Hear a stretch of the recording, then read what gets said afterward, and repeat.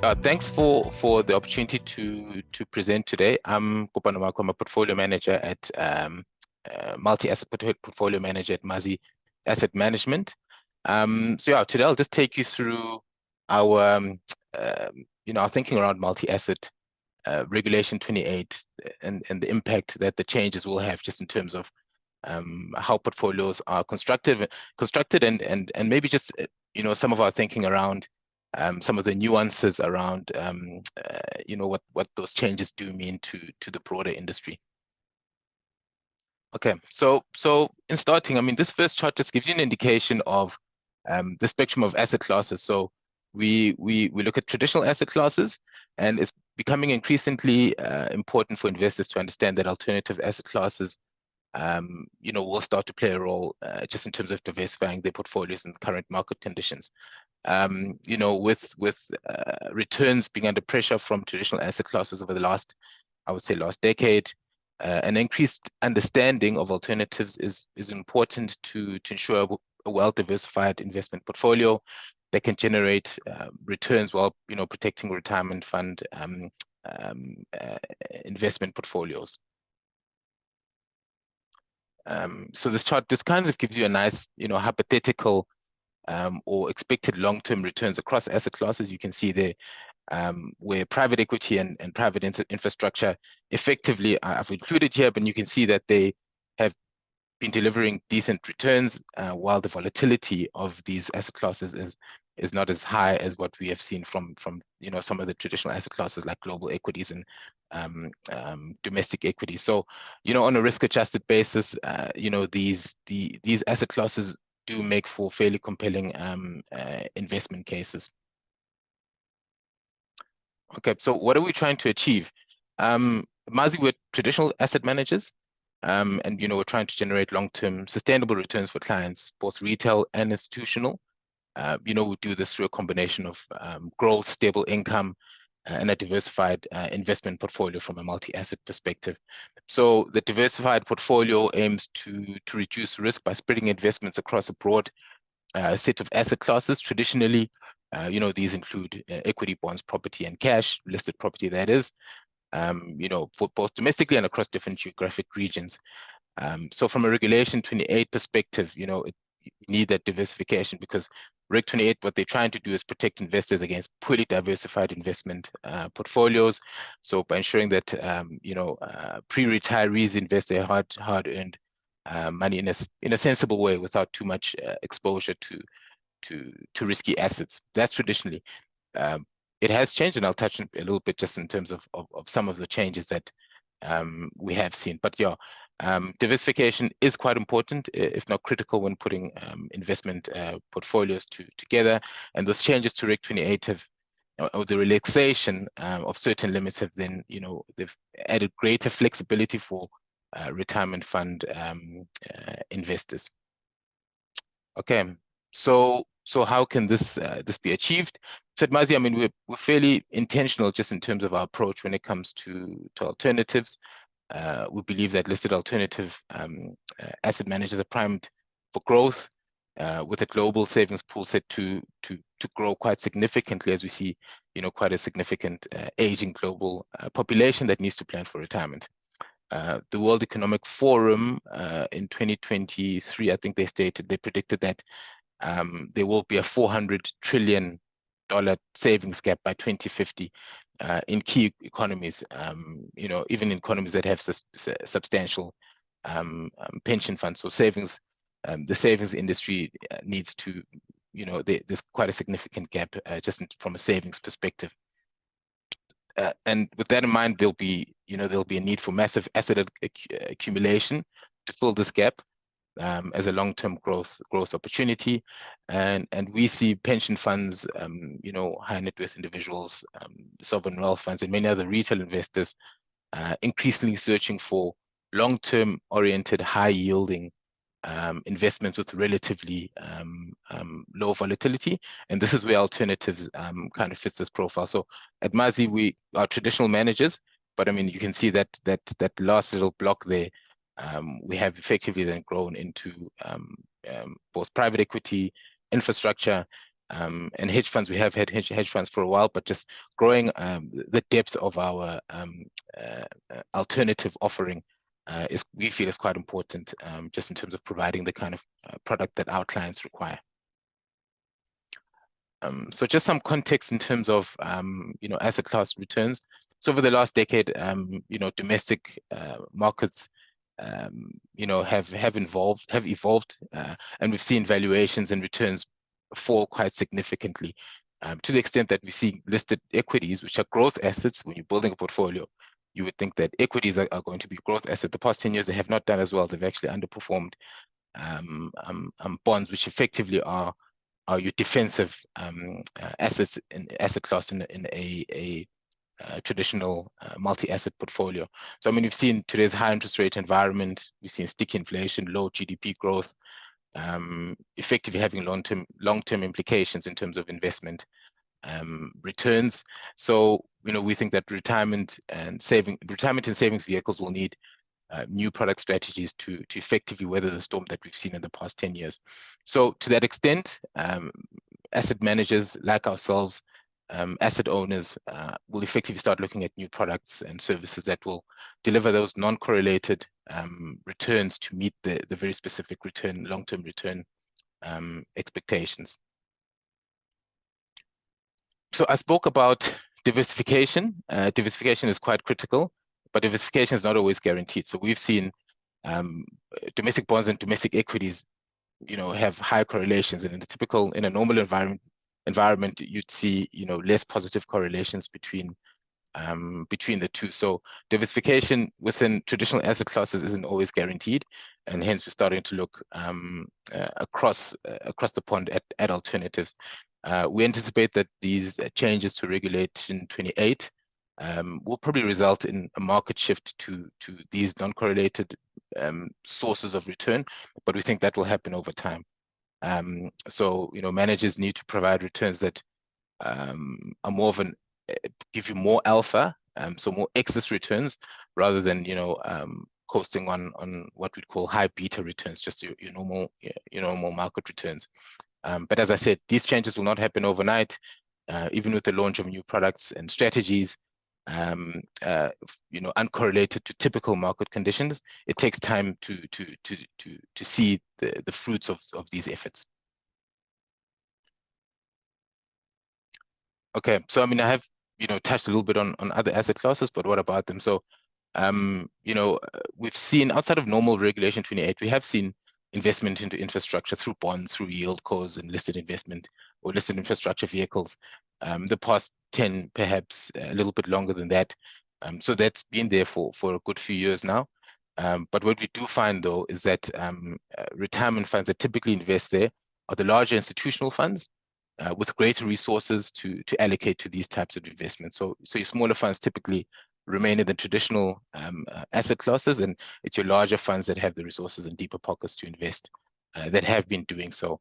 The Regulation 28 amendments, I mean, they will allow domestic retirement funds to increase their exposure to both hedge funds, private equity, and I think Nina touched on it in her earlier presentation, total infrastructure as well, quite significant at 45%.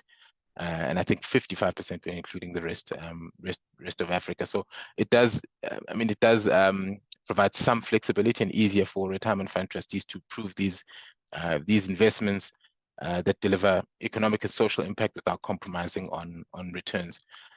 But despite the regulatory green light, we've seen some reluctance from investors over concerns around one of the key topics today, which is liquidity, valuation, and pricing uncertainty. So just looking at the uncorrelated results of alternative investments, I mean, in terms of alternative investments, recent data suggests that they have been more resilient than their traditional counterparts. Globally, there's been a growth in assets under management for what we call private market funds, social impact funds, driven by the green transition and long-term sustainable development goals. So there's definitely been a growth there. Abroad, we have not seen the same level of growth, despite the fact that regulation is allowing for it. And we've also seen the performance, as I mentioned, of these well-established private equity and private market investments including private equity, venture capital, private debt, direct real estates, and so on, outperform your traditional asset classes, as I highlighted earlier. So the key question is, how long can we typically, as traditional asset managers and traditional asset allocators, pension fund members, and the like, how long can we continue to ignore these asset classes that effectively are providing the types of returns that we'll need in the long term? So yeah, I mean, I use this, just as a chart to kind of give you an indication of, something where we've seen consumers rush quite, in large numbers. So, we haven't seen a move to alternatives to the same extent that consumers have rushed to the Checkers 60/60 platform. I mean, this on-demand grocery delivery service, it rumbles on. Sales have grown 10 times over 3 years since the pandemic, which is when the service really began ramping up. So despite the fact that sales growth is moderating, it was up almost 60%. So, we're seeing something here that people have gone to and rushed to, and why we're not seeing the same kind of impact just in terms of alternatives that are going to provide the same types of returns over the long term. So as I mentioned, some of the local pension funds that have embraced alternative investing are those that better resourced and have slightly deeper pockets. On the infrastructure side, while there is a significant funding gap that is required given, some of the creaking infrastructure that we have domestically and further out onto the continent, and there's a massive requirement to fund, water, and to understand the infrastructure requirement beyond what we know from a renewable perspective, which is well established. There is a massive funding gap that is required there. One of the issues is that there's an issue with bankable projects. So only a small portion of the entire project ecosystem reaches bankability or financial viability, if I can call it that. So from an investor's perspective as well, some of the construction risks and some of the other risk considerations in infrastructure investments also hold investors back from these infrastructure investments. We also find that decision-making processes are a lot slower than what we'd see in a traditional asset class. So, there's not enough time to go through the understanding of the projects, the lead times to do the due diligence. It has to go through governance committees, and that sort of thing typically takes a lot of time. So, I think 8% was the number that Nina quoted. So relative to global peers, we are under allocated. But there have been some bottlenecks that hopefully we'll be able to get around, particularly around the fact that the taps for the regulatory taps for funding into these projects have been loosened. And what are the risks our asset owners wary of?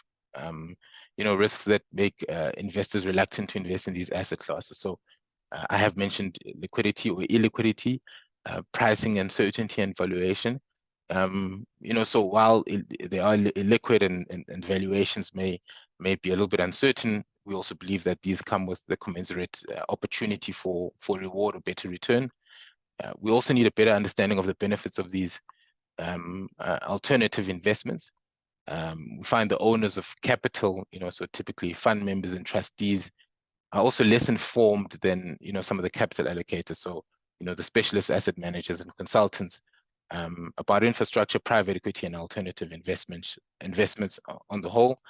And as I mentioned, another issue is the resource requirements to invest in these unlisted or alternative assets are typically a lot higher than listed, and also investing in infrastructure, that the fee structures are also a little bit higher. So that being said, we also add liquidity constraints associated with the asset class. This we have found has put investors off, just in terms of rushing to the door for infrastructure investments and private equity to a certain extent, despite the rewards that you can get from investing in these asset classes. So one key thing I'd also like to note is that, so while Regulation 28 also opened the door for infrastructure, this happened soon after, the opportunity set was widened for global investments. And then you kind of then have to weigh these things together. So we look at global investments. The reality is that the offshore limit for global investments has increased to 45%. We've also seen a massive, the rate at which JSE listed companies have delisted has seen, the number of companies listed on the JSE shrink quite significantly over the past few years, which means that investors from a domestic equity perspective have limited choice when it comes to investing in domestic companies. And what that then means is that, investors are now looking at global. The liquidity, I mean, they still provide you, decent liquidity. They can allocate 45% of the portfolio towards global industries, so not just equities, but also bonds and fixed income. Some of these industries also include technologies and innovations which, do not have local equivalents.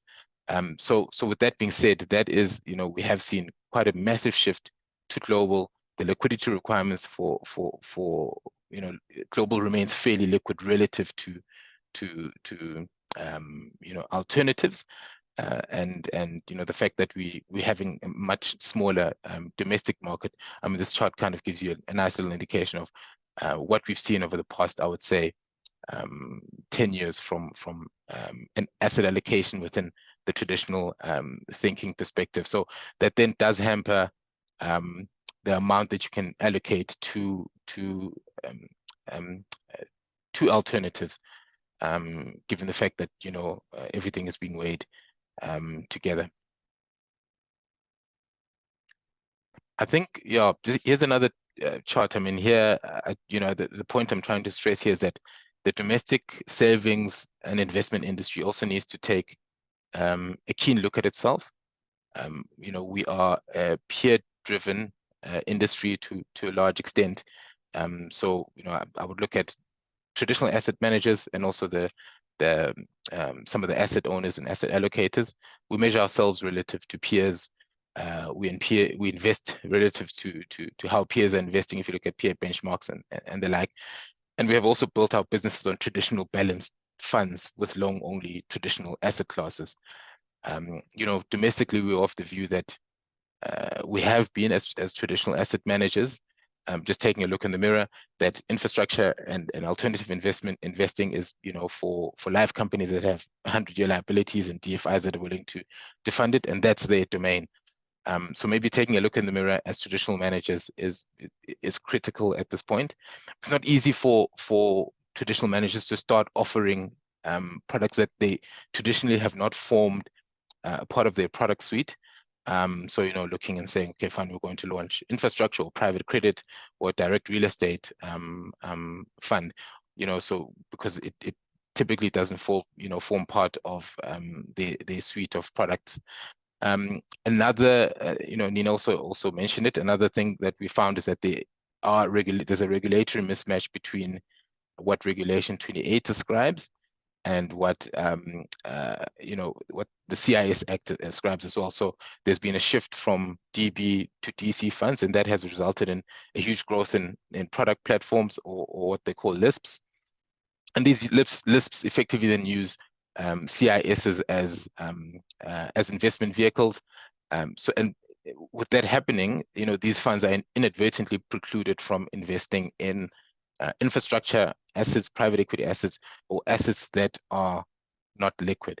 If we think of, there's 1.7 trillion, I think, invested in LISPs, and circa 50% of those are in personal pension schemes. So you think retirement annuities, living annuities, preservation funds, and those have a daily liquidity requirement. So that then effectively precludes a big funding pool from investing in alternatives. So options need to be evaluated, for retail schemes to participate in other asset classes, similar to what institutional investors enjoy from a regulatory perspective. So, yeah, I think the asset management industry on the whole needs to continue upskilling and diversifying itself, and also demystifying, what alternatives bring to the table. So from a portfolio construction, perspective, portfolio looking forward, portfolio construction won't be as straightforward. So, I mean, typically what we do as a traditional asset manager, we look at the traditional asset classes available to us. We run our strategic or long-term asset allocation based on long-term capital markets assumptions, volatilities, that chart which I showed you earlier. We run, a bit of an optimization, and then we look at what the client objectives are. And then, what we'd also then do is apply a tactical overlay, which means that, over the short to medium term, we can effectively then move in and out of asset classes with relative ease. So that also, from a traditional perspective, the tactical, means that, we can allocate a certain amount to a more liquid asset classes, or growth asset class, and a certain amount to a more liquid defensive asset class like bonds. And moving in and out of those, we have the tactical ability to move in and out of those, which investing in alternatives, it would be really difficult to do that, given the fact that once you invested in alternatives, the holding periods are significantly longer. So, portfolio construction looking forward, taking alternatives into account, is not going to be as straightforward as what it has been. So, I mean, we expect a shift to long-term investments. So we think infrastructure, real estate, private equity, private credit, there will be a shift given the risk reward opportunity available there. I have mentioned that these alternative product types are not traded on a regular basis, so monthly or quarterly, and they lock up cash for far longer cycles. So the capital invested in here has to be a lot more patient, and I think that the product mix here will create different investor dynamics, since more capital is necessary to remain in those investments over the long haul. We think some asset managers also play sharper focus on institutional investors, high net worth individuals, and stickier capital needed to support these illiquid assets when it comes to constructing your portfolios. Retail investors, as I mentioned, may have more difficulty locking up their cash, because then they'll be taking on the fact that your liquidity is now limited, given that you'd have these longer term products effective as part of your product set. Okay. So yeah, so this is, typically this is just a model portfolio that we have, and this is, perhaps what we might start looking at just in terms of a portfolio. So, we'll have our traditional asset classes, but now we'll probably move to something where we'll have fewer traditional asset classes there, and then we'll have some of the alternatives, given the fact that I have mentioned you do have really good risk reward dynamics here. Liquidity is something that is a massive consideration, and I'll touch on that in as I close. So this is an example of CalPERS, right? So CalPERS is a California public pension scheme, public retirement scheme. So I mean, they've continued with their strategy to move more to private assets, away from global, from deep and liquid, typical listed markets. And this is for a market which has the deepest and broadest equity and bond market globally, but we're seeing massive shift to private assets. And I mean, they will see their total private market allocation move from 33% of plan assets to 40%, right? So with that in mind, you think, okay, fine, if these guys can do it, Regulation 28 kind of says, well, we can effectively at some point get to 45%. I did mention this will take time. I think that they're trying to move from 33 to 40% over the next, I think it's by 2030. So that's effectively the gradual shift they're looking at doing. They also want to increase private equity as well, from 13% to 17%, private debt from 5 to 8%. So it's all your alternatives where you're going to see strong and ongoing growth, and that's effectively uh, based on the fact that they have seen really decent return without as much volatility. But the fact is that they have then had to give up a little bit of the liquidity within the portfolio. So what are the liquidity considerations and when we're putting this portfolio together? So, we can see, private market assets will make constructing a portfolio a lot more challenging. And it's not just the liquidity, must think about the cash flows, evaluations, and some of the other considerations that need to be made. Some of the asset allocation models, like I showed you, our typical asset allocation model will have to be adapted to include the risk of lower liquidity. And this has to be integrated into those multi-asset processes. And then we construct a portfolio as well where liquidity can be accessed from certain buckets that will be available to us. So you'll have a bucket where there's a portion which is effectively tied up for the long term, and then you'll have another bucket which is fairly deep and liquid. So short-term liquidity will be traded off in the broad sense against potential long-term returns. So the more liquidity you want, we might be giving away long-term returns. So that's something that needs to be thought about as well. And then liquidity as well doesn't necessarily mean less risky. So we've seen a lot of companies either delist or go into default. So we think of an African bank, for instance. A couple of years ago, it hit the wall, and at that point, a listed company which is very, very liquid, all of a sudden, you'd struggle to get a price. You'd struggle to even get out at a decent valuation. So you look at it, that's a listed entity which has been trading, but then it becomes, it then starts to, adopt characteristics of, long-term alternatives, but without the commensurate return that you'd get from it. So, liquidity doesn't always mean less risky, and that's a consideration that we have to take when we're looking at constructing portfolios. And then as I mentioned, top-down asset allocation models for traditional managers typically don't include private market assets, but asset mass is something that we have been very intentional about, and including private equity and infrastructure as asset classes available to our investors is something that we think will drive long-term sustainable returns for our clients.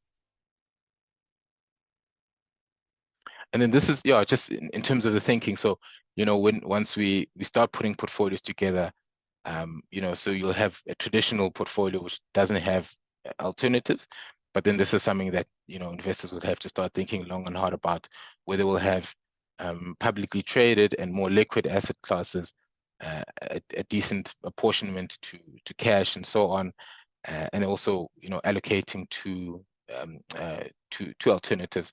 I don't think we'll reach that 45% now, given some of the headwinds and challenges we have domestically, but we definitely are seeing interest from investors. We're seeing interest grow, to invest in these asset classes, particularly given the background where traditional asset classes haven't given us the same types of returns that we have previously enjoyed, perhaps going back 20 years.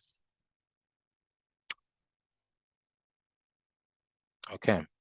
And in closing, just this is Mazi Asset Management. I have touched on us as a business. We've been around for just shy of 20 years.